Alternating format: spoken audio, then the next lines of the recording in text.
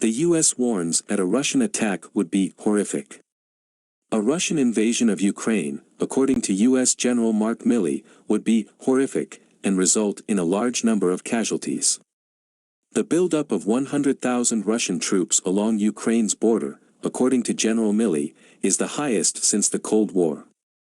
However, US Defense Secretary Lloyd Austin stated that conflict can still be avoided through diplomacy.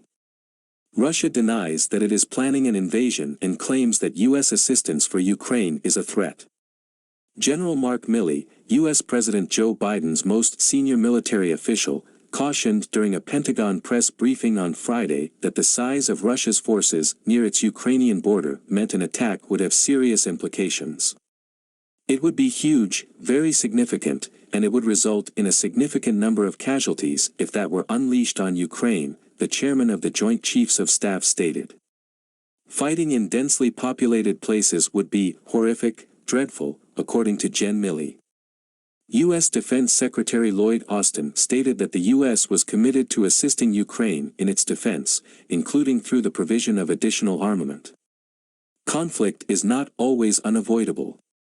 Diplomacy can still be done if there is time and space. Mr. Austin called for a de-escalation of the situation and urged Russian President Vladimir Putin to do so. There's no reason for this to escalate into a war. He may order his men to leave, he continued. President Biden also announced on Friday that a limited number of troops would be sent to Eastern Europe in the short future to enhance NATO's presence in the region.